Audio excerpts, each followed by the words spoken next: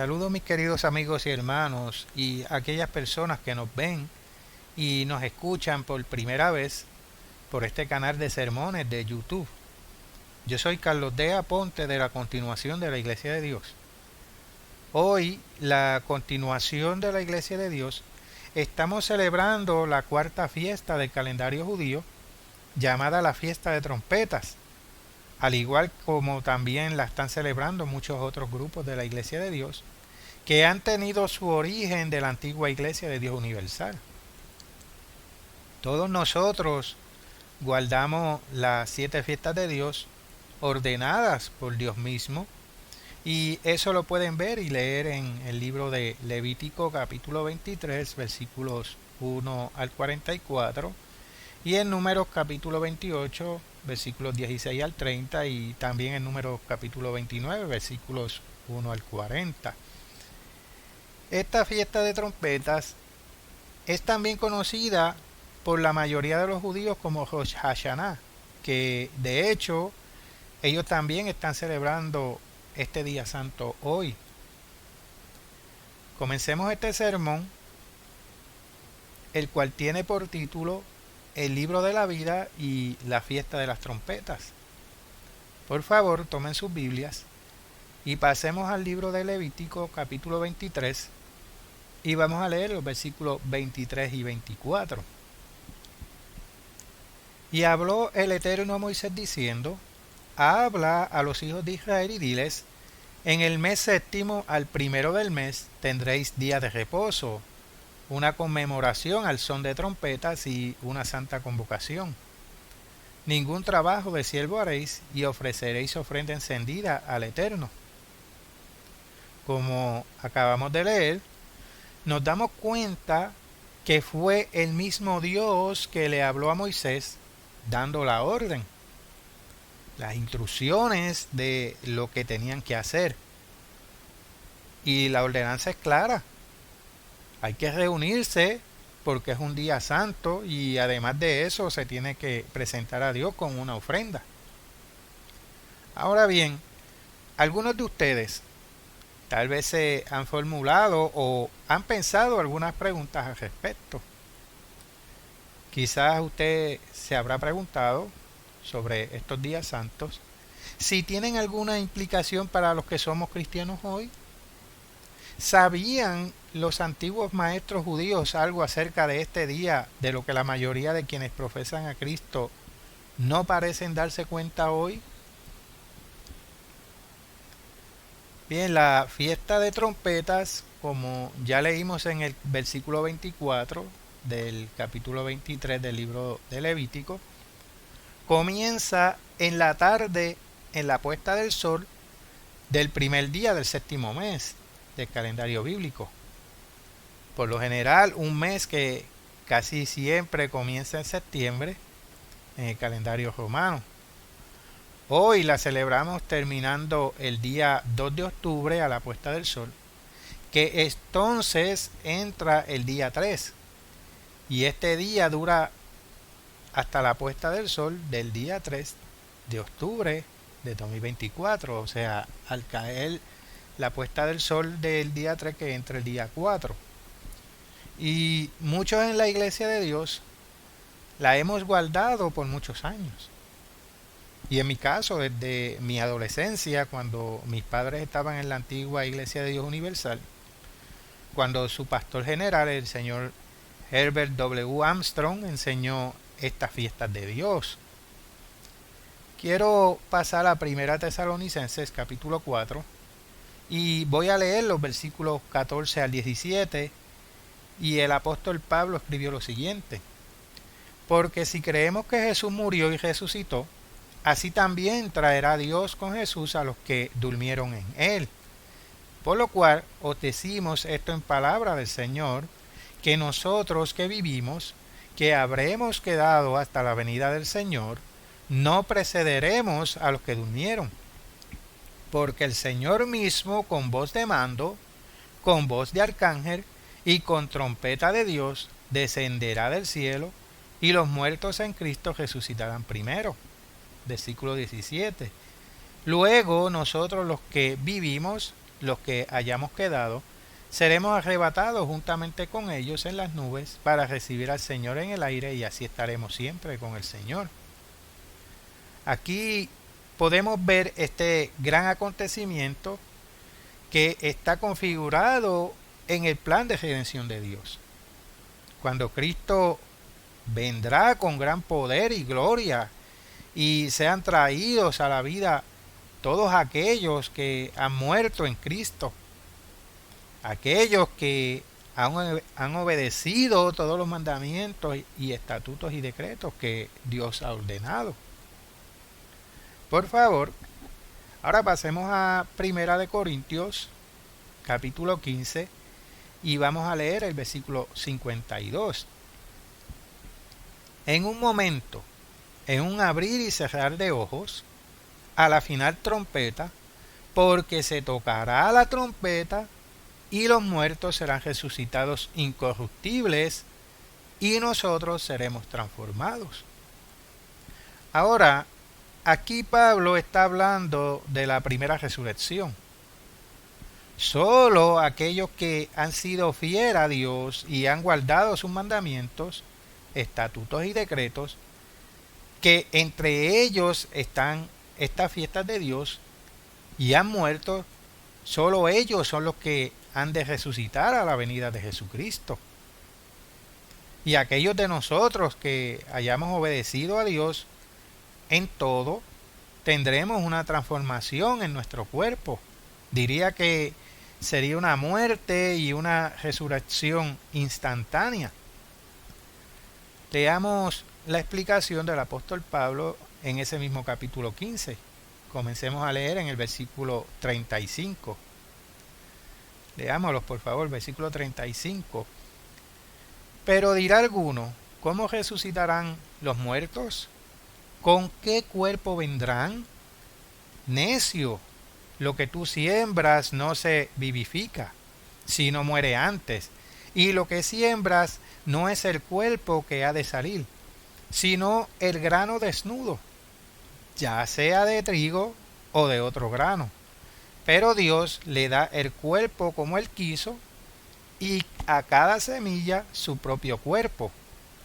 No toda carne es la misma carne, sino que una carne es la de los hombres, otra carne la de las bestias, otra la de los peces y otra la de las aves. Y hay cuerpos celestiales y cuerpos terrenales, pero una es la gloria de los celestiales y otra la de los terrenales. Una es la gloria del sol, otra la gloria de la luna y otra la gloria de las estrellas, pues en una estrella es diferente de otra en gloria. Así también es la resurrección de los muertos. Se siembra en corrupción, resucitará en incorrupción. Versículo 43.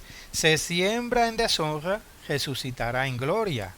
Se siembra en debilidad, resucitará en poder.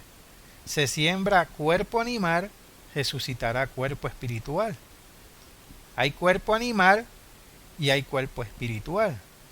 Así también está escrito: fue hecho el primer hombre Adán, alma viviente, el postrer Adán, espíritu vivificante. Mas lo espiritual no es primero, sino lo animal, luego lo espiritual. El primer hombre es de la tierra, terrenal. El segundo hombre, que es el Señor, es del cielo. Cual el terrenal, tales también los terrenales. Y cual es celestial, tales también los celestiales.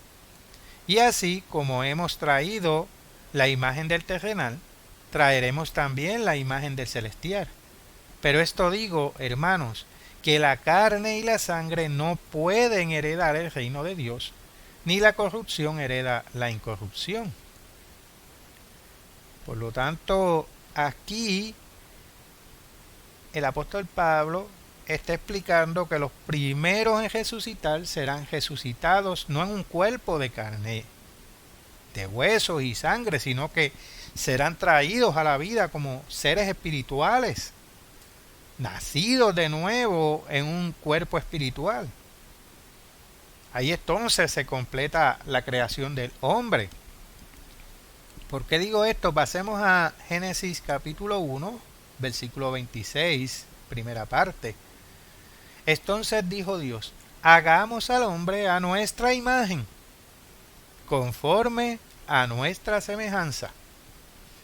El hombre fue creado a imagen de Dios, pero aún esa creación se está llevando a cabo. Entonces, cuando hacemos lo que Dios nos ordena y no hagamos lo que hizo Adán y Eva, que desobedecieron a Dios y queriendo por ellos mismos tomar la sabiduría, escuchando a la serpiente, que sabemos que es Satanás, como es identificado en Apocalipsis capítulo 12, versículo 9, no queriendo aprender la sabiduría que solo es de Dios, quien la da, como leemos en Santiago capítulo 1, versículo 5, que dice: y si alguno de vosotros tiene falta de sabiduría, pídala a Dios, el cual da a todos abundantemente y sin reproche, le será dada. La sabiduría es la mente de Dios. No voy a ir allí, pero quiero que ustedes lo hagan en su estudio personal. Pueden leer eso en Proverbios capítulo 8. Entonces la palabra de Dios establece que aquellos que hayamos muerto en Cristo resucitaremos en un cuerpo espiritual, e incluso en la transformación, que este cuerpo físico muere instantáneamente y es resucitado un cuerpo espiritual. Si Cristo no regresara a resucitar a los muertos, entonces jamás ganaríamos la vida eterna. Si no, no existe la resurrección. Y como dice el apóstol Pablo en el versículo 18 de 1 Corintios 15, que dice: entonces también los que durmieron en Cristo perecieron. Vayamos al libro de Apocalipsis, capítulo 11, versículo 15. El séptimo ángel tocó la trompeta, y hubo grandes voces en el cielo que decían: los reinos del mundo han venido a ser de nuestro Señor y de su Cristo, y Él reinará por los siglos de los siglos. Sí, mis queridos amigos y hermanos, al sonar la séptima y última trompeta, Cristo intervendrá directamente en los acontecimientos mundiales. La trompeta es símbolo de guerra. Cristo vendrá en un tiempo de guerra mundial, un tiempo en que las naciones estarán airadas. Veamos qué sucederá a continuación. Vayamos al libro de los Hechos de los Apóstoles, capítulo 15, y vamos a leer el versículo 16. Después de esto volveré y reedificaré el tabernáculo de David, que está caído, y repararé sus ruinas, y lo volveré a levantar. Una vez terminada la obra de cegar las primicias, que está figurada en la fiesta de Pentecostés, al final de la era actual, entonces Cristo comenzará a reedificar el tabernáculo de David. Pasemos al libro del profeta Isaías. Isaías capítulo 11, y leeremos el versículo 11. Asimismo acontecerá en aquel tiempo que el Eterno alzará otra vez su mano para recobrar el remanente de su pueblo que aún quede en Asiria, Egipto, Patros, Etiopía, Elam, Sinar y Amad, y en las costas del mar. Y Jesucristo mismo va a buscar y va a reconocer a sus ovejas que los ministros de las iglesias no han buscado ni llevado al camino de la salvación durante ese periodo de tiempo, como está descrito en el libro de Ezequiel, capítulo 34, versículos 1 al 14. Y debemos entender cuando esto sucederá exactamente. Por favor, vayamos a Isaías capítulo 27 y leeré el versículo 13. Acontecerá también en aquel día que se tocará con gran trompeta y vendrán los que habían sido esparcidos, o sea, aquí refiriéndose a Israel, en la tierra de Asiria, y a los que habían sido desterrados a Egipto, y adorarán al Eterno en el monte santo en Jerusalén. Entonces, ¿cuándo será reunido Israel? Al son de la trompeta, a la segunda venida de Cristo. Muchas iglesias, por haber olvidado la fiesta de las trompetas, creen que el regreso de una parte de los judíos a la Tierra Santa y el establecimiento de la nación hoy llamada Israel constituyeron el cumplimiento de esta profecía. Y el próximo gran suceso en el plan de redención será la intervención directa de Cristo en los acontecimientos mundiales. La fiesta de las trompetas ciertamente apunta al tocar de trompetas, y la Biblia muestra una variedad de eventos proféticos que acompañarán el sonido de varias trompetas. Ahora, yo pregunto, ¿hay alguna relevancia entre la fiesta de las trompetas, el libro de la vida y el cristianismo? ¿Qué está escrito en el Antiguo Testamento de la fiesta de las trompetas? Volvamos al libro de Levítico, capítulo 23, y leyendo el versículo 2. Habla a los hijos de Israel y diles: las fiestas solemnes del Eterno, las cuales proclamaréis como santas convocaciones, serán estas. Saltando al versículo 24, habla a los hijos de Israel y diles: en el mes séptimo, al primero del mes, tendréis día de reposo, una conmemoración al son de trompetas y una santa convocación. Vayamos ahora al libro de Números, capítulo 29, y vamos a comenzar leyendo en el versículo 1.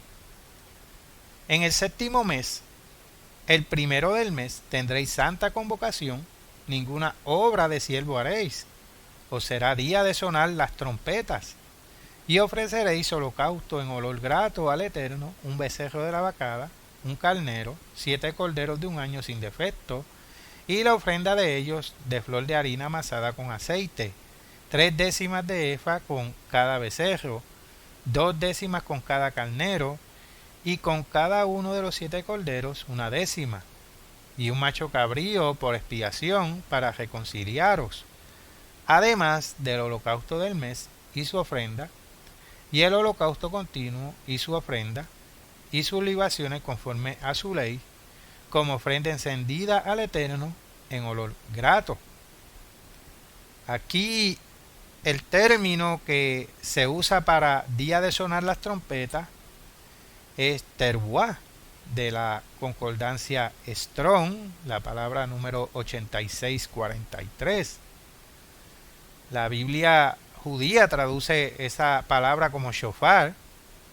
Allí en el Tanakh dice que es un cuerno. En Salmos 81 la palabra real usada es shofar.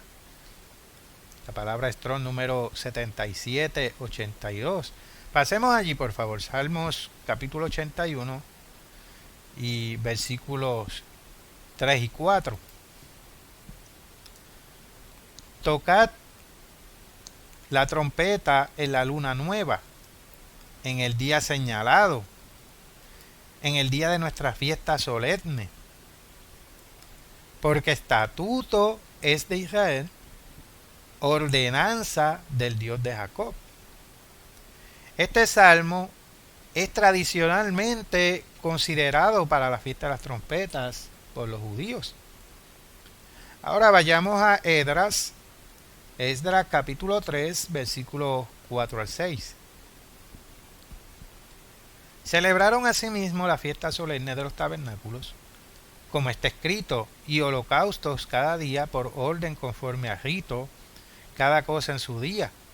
Además de esto, el holocausto continuo, las lunas nuevas y todas las fiestas solemnes del Eterno, y todo sacrificio espontáneo, toda ofrenda voluntaria al Eterno. Desde el primer día del mes séptimo comenzaron a ofrecer holocaustos al Eterno, pero los cimientos del templo del Eterno no se habían echado todavía. Sabemos que los sacrificios de animales son cosas del pasado, ya que Cristo vino a ser el Cordero inmolado, y como escribió el apóstol Pablo en Hebreos capítulo 10, versículos 3 al 10, cito el versículo 10, leámoslo por favor. En esa voluntad somos santificados mediante la ofrenda del cuerpo de Jesucristo, hecha una vez para siempre. Por eso los cristianos no ofrecemos sacrificios de animales. Nosotros hemos de ofrecernos a nosotros mismos como sacrificios vivientes, como dijo el apóstol Pablo en Romanos capítulo 12, versículo 1. Vayamos allí, por favor. Romanos capítulo 12, versículo 1. Así que, hermanos, os ruego por las misericordias de Dios que presentéis vuestros cuerpos en sacrificio vivo, santo, agradable a Dios, que es vuestro culto racional. Sin embargo, tradicionalmente tomamos una ofrenda en este día consistente con lo que el apóstol Pablo enseñó en 2 Corintios capítulo 9, versículos 6 y 8, como también en Deuteronomio capítulo 16, versículo 16. Por lo tanto, Esdras está enlazando el primer día del séptimo mes con la fiesta de tabernáculos. Pero, ¿cuándo se menciona el libro de la vida por primera vez en la Biblia? La primera mención o alusión bíblica al libro de la vida aparece en el libro de Éxodo, capítulo 32, versículos 32 al 34. Vayamos allí, por favor. Que perdones ahora su pecado, y si no, ráeme ahora de tu libro que has escrito. Y el Eterno respondió a Moisés: al que pecare contra mí, a este raeré yo de mi libro. Ve, pues, ahora, lleva a este pueblo a donde te he dicho, he aquí mi ángel irá delante de ti, pero en el día del castigo, yo castigaré en ellos su pecado. Moisés sabía que él estaba mencionado en este libro. También aparece del versículo anterior que Dios está hablando tanto acerca de un libro y un día de castigo. Ahora pasemos a Salmos capítulo 69 y leeré los versículos 27 y 28.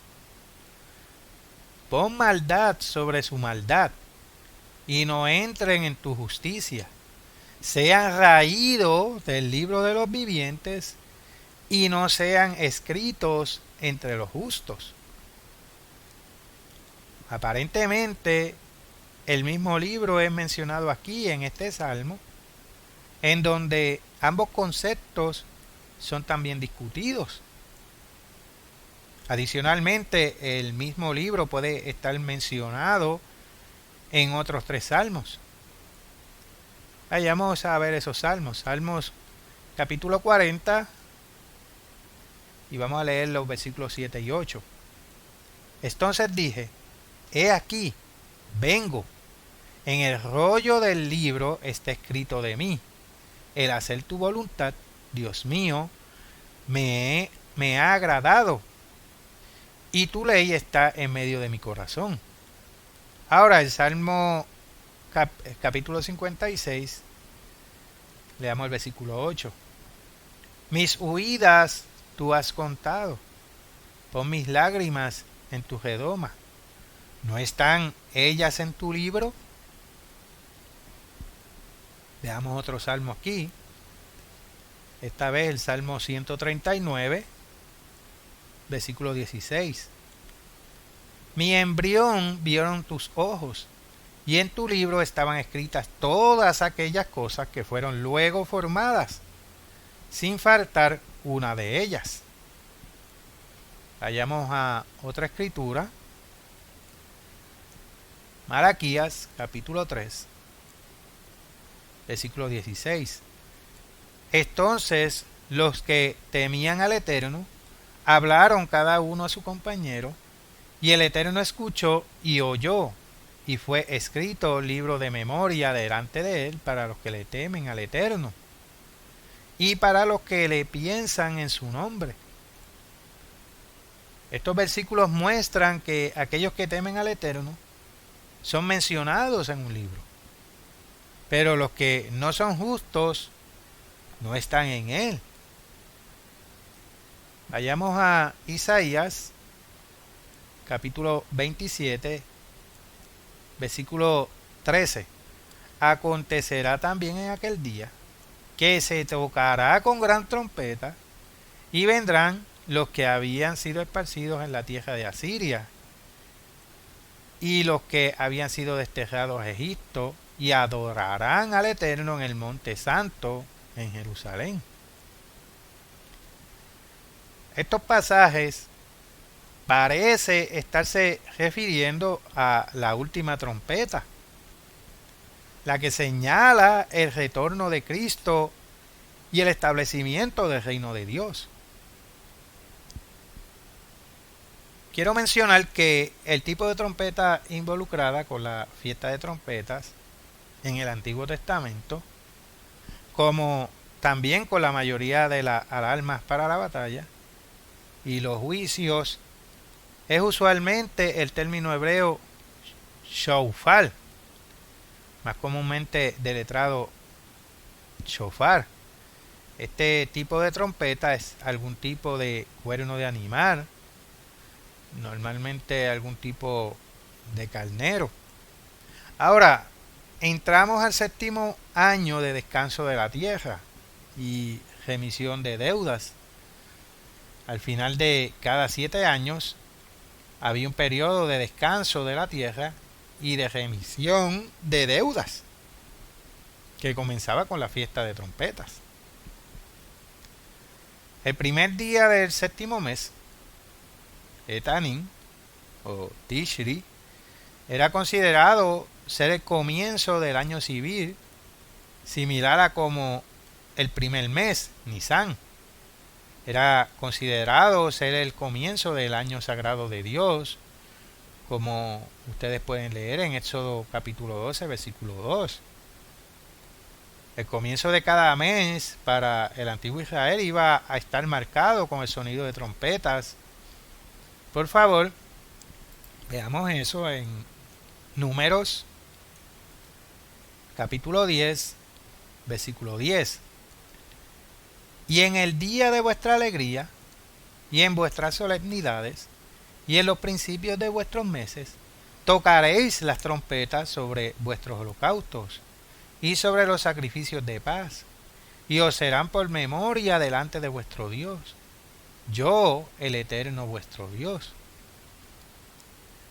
Cada 7 años había un descanso para la tierra, comenzando con el primer año en que ellos vinieron a la fiesta, a la tierra. En el 2013 fue el primer año en que la continuación de la Iglesia de Dios tuvo su propia fiesta de trompetas, y cada año a partir de allí se lee cada 7 años la ley. Vayamos a Levítico capítulo 25 y vamos a leer los versículos 1 al 7. El Eterno habló a Moisés en el monte de Sinaí, diciendo: habla a los hijos de Israel y diles: cuando hayáis entrado en la tierra que yo os doy, la tierra guardará reposo para el Eterno. 6 años labrarás tu tierra, y 6 años podarás tu viña, y recogerás sus frutos. Pero el 7.º año la tierra tendrá descanso, reposo para el Eterno. No sembrarás tu tierra, ni podarás tu viña. Lo que de suyo naciere en tu tierra segada, no lo segarás, y las uvas de tu viñedo no vendimiarás. Año de reposo será para la tierra, mas el descanso de la tierra te dará para comer a ti, a tu siervo, a tu sierva, a tu criado y a tu extranjero que morare contigo, y a tu animal y a la bestia que hubiere en tu tierra, será todo el fruto de ella para comer. Ahora vayamos a Éxodo capítulo 23, capítulo 10 y versículos 10 y 11, perdón. 6 años sembrarás tu tierra y recogerás su cosecha, mas el 7.º año la dejarás libre, para que coman los pobres de tu pueblo, y de lo que quedare comerán las bestias del campo. Así harás con tu viña y con tu olivar. Este era también el tiempo de remisión de deudas, y era a veces llamado el año de la remisión. Vayamos a Deuteronomio capítulo 15, comenzando el versículo 1. Cada 7 años hará remisión, y esta es la manera de la remisión: perdonará a su deudor todo aquel que hizo exprédito de su mano, con el cual obligó a su prójimo. No lo demandará más a su prójimo o a su hermano, porque es pregonada la remisión del Eterno. Del extranjero demandarás el reintegro, pero lo que tu hermano tuviere tuyo, lo perdonará tu mano, para que así no haya en medio de ti mendigo, porque el Eterno te bendecirá con abundancia en la tierra que el Eterno tu Dios te da por heredad, para que la tomes en posesión. Si escuchares fielmente la voz del Eterno tu Dios, para guardar y cumplir todos estos mandamientos que yo te ordeno hoy, ya que el Eterno tu Dios te habrá bendecido como te ha dicho, prestarás entonces a muchas naciones, mas tú no tomarás prestado. Tendrás dominio sobre muchas naciones, pero sobre ti no tendrán dominio. También había otras admoniciones de no ser tacaño, acerca de prestar a los hermanos antes del año de remisión. Ahora sigamos leyendo en el versículo 7. Cuando haya en medio de ti menesteroso de alguno de tus hermanos, en alguna de tus ciudades, en la tierra que el Eterno tu Dios te da, no endurecerás tu corazón, ni cerrarás tu mano contra tu hermano pobre, sino abrirás a él tu mano liberalmente, y en efecto le prestarás lo que necesite. Guárdate de tener en tu corazón pensamiento perverso, diciendo: cerca está el año 7.º, el de la remisión, y mires con malos ojos a tu hermano menesteroso por no darle, porque él podrá clamar contra ti al Eterno, y se te contará por pecado. Sin falta le darás, y no serás de mezquino corazón cuando le des, porque por ello te bendecirá el Eterno tu Dios en todos tus hechos y en todo lo que emprendas, porque no faltarán menesterosos en medio de la tierra. Por eso yo te mando, diciendo: abrirás tu mano a tu hermano, al pobre y al menesteroso en tu tierra. Así, la fiesta de trompetas estaba mostrando que la deuda iba a ser perdonada. Los cristianos han de perdonar las deudas como ellos quieren que las suyas sean perdonadas, de acuerdo a las palabras de Jesús en Mateo capítulo 6 versículo 12, y la ley iba a ser leída en la fiesta de los tabernáculos ese año. Deuteronomio capítulo 31, comenzando el versículo 10. Y les mandó Moisés diciendo: al fin de cada 7 años, en el año de remisión, en la fiesta de los tabernáculos, cuando viniere todo Israel a presentarse delante del Eterno tu Dios en el lugar que él escogiere, leerás esta ley delante de todo Israel a oído de ellos. Harás congregar al pueblo, varones y mujeres y niños, y tus extranjeros que estuvieren en tus ciudades, para que oigan y aprendan y teman al Eterno vuestro Dios y cuiden de cumplir todas las palabras de esta ley. Y los hijos de ellos que no supieron, oigan y aprendan a temer al Eterno vuestro Dios todos los días que viviereis sobre la tierra donde vais, pasando el Jordán para tomar posesión de ella. También a esclavos, a los siervos que eran hermanos, iba a serle concedida su libertad ese año de remisión, si ellos lo querían. Y eso está en Deuteronomio 15, versículos 12 al 18. De esta manera, parece haber un anticipo del milenio aquí, que es un tiempo cuando todos estarán capaces de prosperar. Vayamos ahora a Nehemías, capítulo 10, y vamos a leer los versículos 28 al 31. Y el resto del pueblo, los sacerdotes, levitas, porteros y cantores, los sirvientes del templo y todos los que se habían apartado de los pueblos de las tierras a la ley de Dios, con sus mujeres, sus hijos e hijas, todo el que tenía comprensión y discernimiento, se reunieron con sus hermanos y sus principales para protestar y jurar que andarían en la ley de Dios, que fue dada por Moisés, siervo de Dios, y que guardarían y cumplirían todos los mandamientos, decretos y estatutos del Eterno nuestro Señor, y que no daríamos nuestras hijas a los pueblos de la tierra, ni tomaríamos sus hijas para nuestros hijos. Asimismo, que si los pueblos de la tierra trajesen a vender mercaderías y comestibles en día de reposo, nada tomaríamos de ellos en ese día ni en otro día santificado, y que el año séptimo dejaríamos descansar la tierra y remitiríamos toda deuda. Edras y Nehemías restauraron algo de lo que los hijos de Israel perdieron. Nosotros en la continuación de la Iglesia de Dios estamos restaurando mucho de lo que la Iglesia de Dios ha perdido.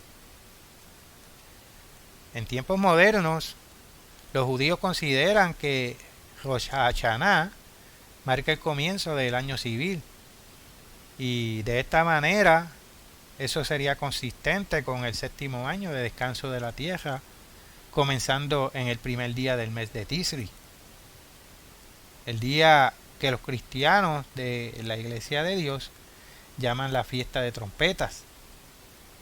Lo siguiente sugiere que puede haber sido en el reinado de Josías, que se cree haber comenzado en el 641 a.C. al 623 a.C., lo que podría hacer el próximo año de jubileo, el 2028, lo cual es teóricamente posible. Y para ver una fuente externa a la Iglesia de Dios que también apunta al año 2028, quiero leer esta fuente externa de la Enciclopedia Judía de 1906, y dice lo siguiente: el primero y el segundo templo, dice el Talmud, fueron destruidos al cierre del año sabático, Mosae Shevit.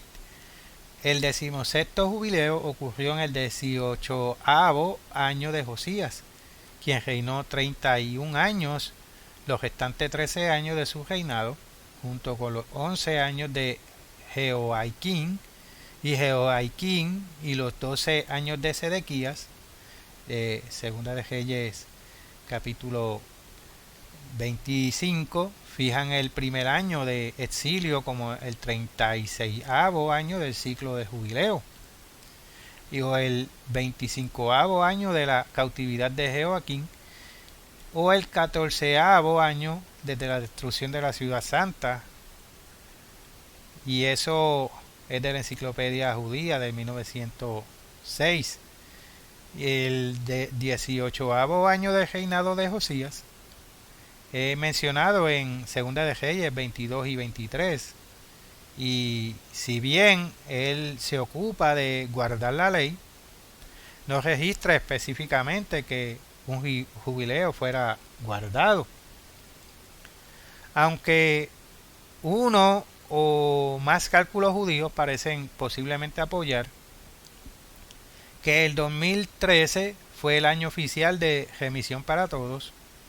Hay muchos otros cálculos que difieren, así que esto no es completamente cierto, puesto que los judíos tienen ciertos errores en el cálculo de los años y muchas otras fuentes salen con fechas diferentes. Esto no puede ser actualmente aceptado con certeza. Lo que es cierto es que Dios dice que la ley debería ser leída cada 7 años en la fiesta de tabernáculos. Y esto es lo que se esperaba que sucediera en los sitios de la fiesta de tabernáculos en la continuación de la Iglesia de Dios. El doctor Bostiel estuvo completamente seguro de que el 2013 fue el año y él comentó lo siguiente: bien, yo estoy seguro de que no proclamar el año de remisión y leer la ley cada 7 años es erróneo. Sin consideración a cuál sea el séptimo año en el calendario, los cristianos que observen el año de remisión no plantan jardines durante ese año, puesto que hay un debate sobre cuál es el año correcto. Muchos basan este periodo en su año de bautismo y perdonan a otros cristianos las deudas financieras u otras, si las hay. Y algunos añaden otras prácticas. En cuanto a la remisión, parece que es la última trompeta cuando los anglodescendientes cautivos de Asiria serán liberados. Pasemos al libro del profeta Isaías. Isaías capítulo 27, versículo 13, perdón. Acontecerá también en aquel día que se tocará con gran trompeta, y vendrán los que habían sido esparcidos en la tierra de Asiria, y los que habían sido desterrados a Egipto adorarán al Eterno en el Monte Santo, en Jerusalén. Ahora, la Biblia es clara en que las buenas noticias son que Jesús retornará con el sonido de una trompeta, como ya leímos en Primera de Corintios capítulo 15 versículo 52 y Primera de Tesalonicenses capítulo 4 versículo 16. Y llamará al retorno de los pueblos anglosajones y a otros que fueron hechos esclavos. Cristo establecerá su reino milenial y el mundo, incluyendo a los pueblos anglosajones, podrán vivir en paz y prosperidad. Así, parece que habrá múltiples remisiones a las que la fiesta de trompetas parece estarse refiriendo. Nosotros, en la continuación de la Iglesia de Dios, somos cristianos y aunque nosotros creemos que la Biblia y la historia de la Iglesia ordenan la observancia de la fiesta de las trompetas a los verdaderos creyentes, nosotros no somos judíos mesiánicos ni nosotros compartimos plenamente las opiniones de los judíos sobre este día santo. Nosotros, a diferencia de los judíos, también aceptamos el Nuevo Testamento como escritura, lo que significa que algunos de nuestros entendimientos sobre este día vienen del Nuevo Testamento. Por lo tanto, nosotros tenemos un mejor entendimiento de este día y de cómo se ajusta él mismo en el plan de salvación de Dios. En el Nuevo Testamento, la Biblia muestra que durante el periodo de tiempo conocido como el Día del Señor, habrá 7 trompetas y que serán tocadas. Y la última, la séptima, anuncia el retorno de Jesucristo, la resurrección de los santos y el encuentro con Jesucristo en las nubes, como antes leímos en 1 de Corintios 15, versículos 50 al 54 y 1 Tesalonicenses capítulo 4, versículos 15 al 18. Y esos son puntos que la interpretación judía de este día santo parece desconocer. Como cristianos nosotros podemos extraer conformidad de las palabras del Nuevo Testamento, aunque nosotros apreciamos que hay un vínculo con el Antiguo Testamento. Algunas tradiciones judías acerca del significado de la fiesta de trompetas tienen similitudes a lo que el Nuevo Testamento parece enseñar acerca de ella. En adición a ocuparse del libro de la vida en ese día, la tradición judía dice que Rosh Hashanah es el día del juicio, es el día del sonido del shofar, y en el Nuevo Testamento frecuentemente menciona el tocado de trompetas. Si bien no parece distinguir claramente entre trompetas, shofar y otras trompetas, aunque shofar sea simplemente el tipo el cual más probablemente se está refiriendo cuando asuntos de juicio profético están involucrados. Veamos lo que Jesús enseñó. Vayamos al Evangelio de Mateo, capítulo 24, y vamos a leer los versículos 30 y 31. Entonces aparecerá la señal del Hijo del Hombre en el cielo, y entonces lamentarán todas las tribus de la tierra, y verán al Hijo del Hombre viniendo sobre las nubes del cielo, con poder y gran gloria. Y enviará a sus ángeles con gran voz de trompeta, y juntarán a sus escogidos de los cuatro vientos, desde un extremo del cielo hasta el otro. Y hay algo que es similar a lo que Pablo enseñó. Pasemos primero de Tesalonicenses capítulo 4, nuevamente a leer los versículos 16 y 17. Y Pablo escribió: porque el Señor mismo, con voz de mando, con voz de arcángel y con trompeta de Dios, descenderá del cielo, y los muertos en Cristo resucitarán primero. Luego nosotros, los que vivimos, los que hayamos quedado, seremos arrebatados juntamente con ellos en las nubes para recibir al Señor en el aire, y así estaremos siempre con el Señor. Así, tanto Jesús como Pablo enseñaron que los santos serían congregados con un particular sonido de trompeta que ocurre, y que Jesús vendrá con un sonido de trompeta. ¿Qué trompeta? No voy a ir allá por falta de tiempo, pero ustedes pueden leerlo en su casa, en su estudio personal. Aunque ya lo leímos, es de 1 Corintios capítulo 15, versículos 51 al 58. A causa de esto se está refiriendo a la última trompeta. La escritura claramente no apoya el concepto de un rapto pre-tribulación, como en el que muchos evangélicos creen. Esta última trompeta muestra que los verdaderos cristianos ganarán. Ellos serán puestos en inmortalidad, puesto que están escritos en el libro de la vida. ¿Enseña el Nuevo Testamento los nombres de quienes están en el libro de la vida?